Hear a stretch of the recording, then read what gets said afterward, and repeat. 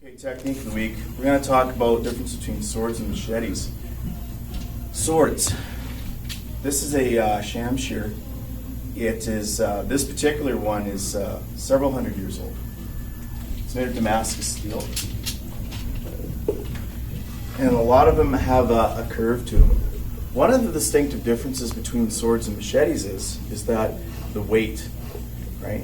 This is very hardened steel. You can see when I shake it, it doesn't really move much, and it's quite hard. Right? The point is quite sharp and it's quite hard.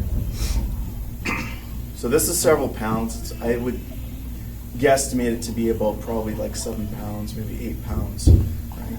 And it's got a really good whack when you hit with it. A lot of swords from this era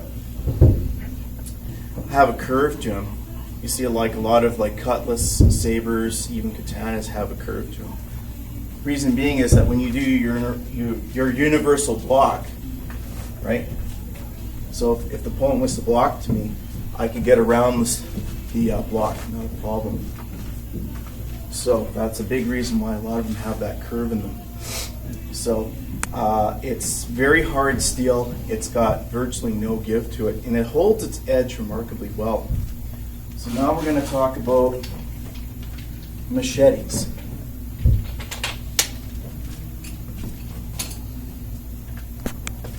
So I've got two machetes here today. This is my Thai machete, and one of the differences that we can probably see right away, I'll just get really close here, is, can we see that on camera there? Can you see that, Curtis? Yeah. Is the thickness of the blade. This is noticeably thinner and it weighs much less. This is noticeably thicker and it weighs much more. So the sword has much more of a wump to it, and obviously the steel is much better quality. This is hardened Damascus steel. The machete is actually spring steel, the same steel that they made out of car springs or truck springs.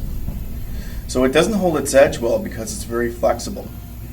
So if you use it daily, you have to keep sharpening the blade. Right. Now there's different styles of machetes.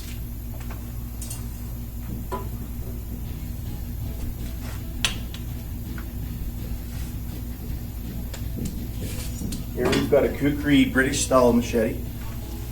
Right. This is my personal favorite.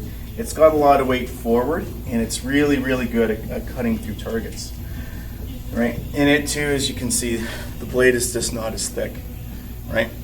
And you can just see the flexibility in the blade. It flexes right away. So because it's made of spring steel, not like Damascus steel. It's not folded. But you know, it's a good for self-defense for your home. I'd say if you have an intruder in your home, this is better to use than a firearm, because if you start popping off shots in your home, you might hit some, like, other than the intended target, you might hit your family. So I say that this is a much better way to go if you have an intruder in your house.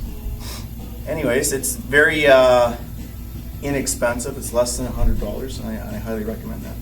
And that's your tip of the week.